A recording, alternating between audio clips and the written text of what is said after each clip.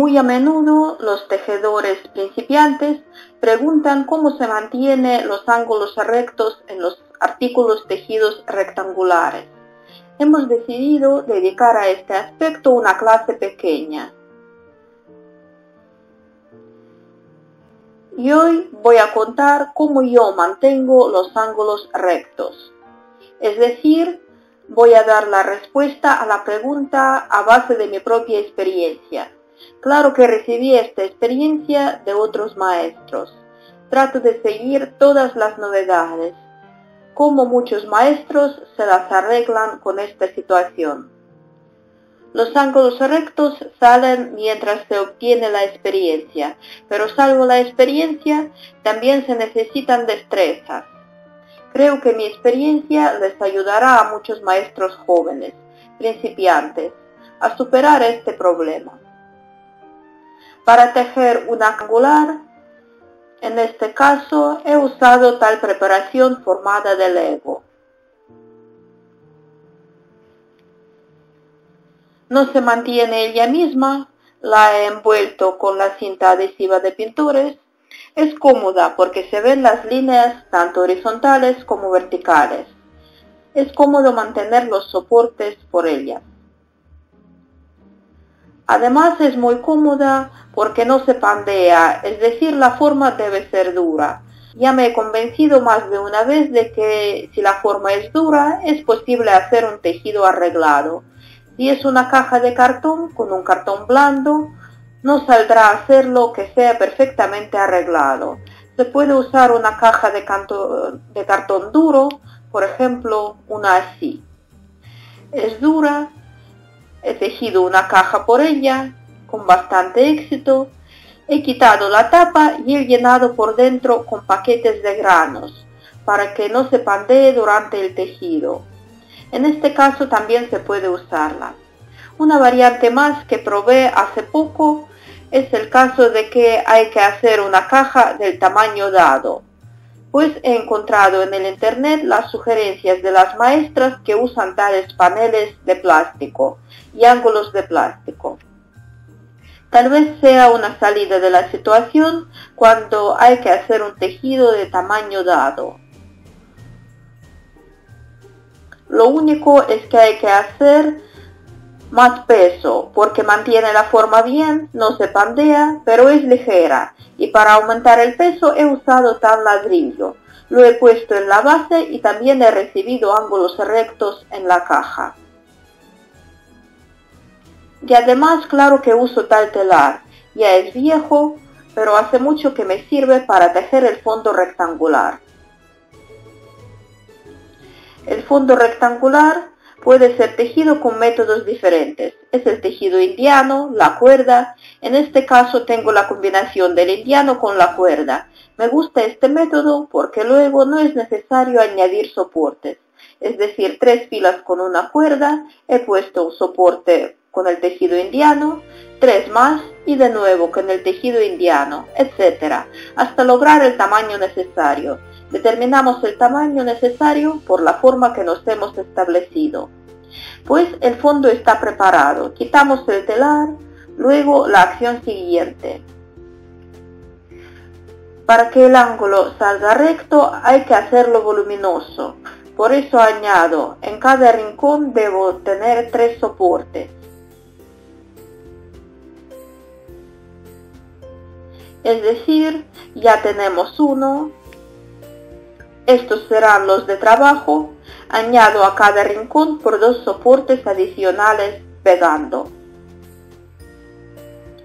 Aquí claro que uso la cola dragón porque necesito un efecto rápido. También quiero decir que los soportes se añaden bien a cuenta de que cuando tejía el fondo de 2 lados tenía introducidas tales brochetas de Saslik. Muchos maestros las usan para que no se astrinjan, para que los soportes de extremo del fondo conserven su paralelismo. Si no se añaden, los maestros saben que los soportes se estrecharán hacia adentro. Por eso, en el fin de tejido, quitamos la brocheta para Saslik. Y aquí, en el lugar que se queda, se añaden bien, hasta sin la ayuda de la aguja entran bien dos soportes adicionales de los que ya he hablado, que nos darán el volumen en el ángulo. Hemos añadido los tubitos y he decidido pegar juntos estos tubitos añadidos enseguida. Pegar estos 3 tubitos en el rincón. Y que no sea en una fila, sino en un montón, para que sea un triángulo, como necesitamos el volumen. Y luego seguimos tejiendo con los tubitos de trabajo, no hacemos traspaso del fondo a las paredes. En este caso simplemente he añadido un tubito de trabajo adicional. Y el traspaso se distingue solo con una cuerda de 3 tubitos. La primera fila, todos los maestros saben que es bastante difícil tejerla, alzar los soportes, pero después de pasar la segunda o la tercera fila ya estarán como columnas. Tejemos la primera fila, tratamos de nivelarlos a lo máximo, una cuerda de 3 tubitos. Llegamos al ángulo, abrazamos con cuidado, mantenemos el ángulo con las manos, pasamos al otro lado y del mismo modo no usamos métodos especiales. Simplemente tejemos una cuerda de 3 tubitos.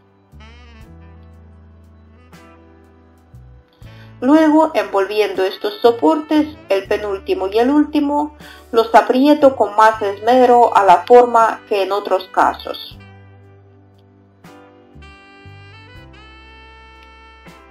A cuenta de esto, también se logra formar un ángulo más voluminoso, es decir, apoyamos aquí, también aquí, y el ángulo mismo también se apoya a la esquina de la forma.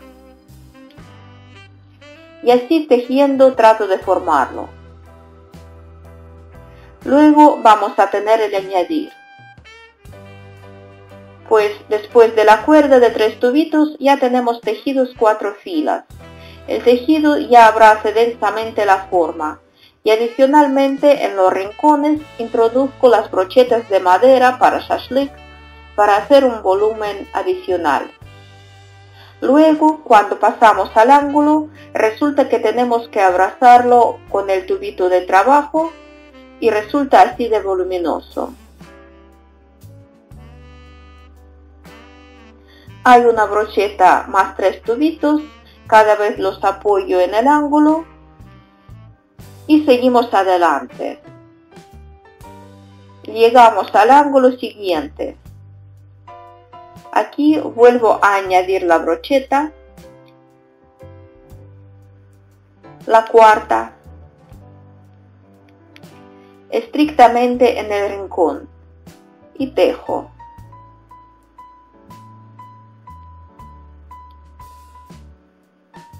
Una particularidad más es que aquí en el rincón hay que densificar el tejido. Resulta que el tejido está dirigido hacia arriba. Por eso cuando tejo el lado trato de no apretar mucho. Aprieto simplemente para que el tejido no sea vaporoso. Pero en los ángulos aprieto con más esmero. Pues para el ángulo es importante, ya lo he dicho, apretar bien el soporte anterior, el ángulo voluminoso y el soporte siguiente también lo aprieto bien a la forma. Así este apretamiento más el ángulo voluminoso lleva a un ángulo así de recto. En fin, resulta así, arreglado.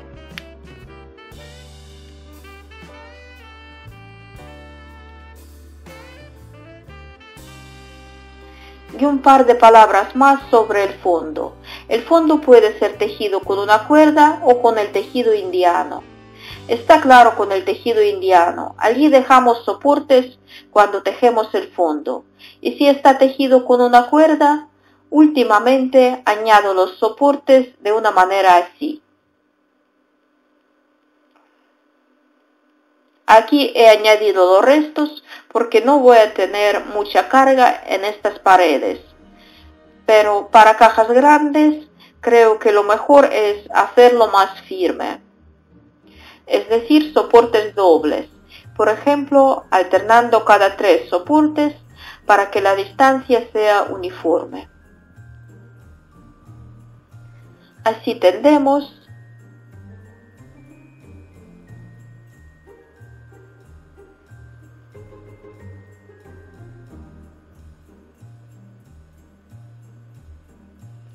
y 2 soportes ya están preparados. Omitimos 3 soportes más. Hemos quitado la brocheta, la distancia entre los tubitos nos permite hacerlo. Es decir, el tejido no es muy denso a cuenta de que había una brocheta. Por eso podemos manipular con más tranquilidad las agujas y añadir tubitos adicionales.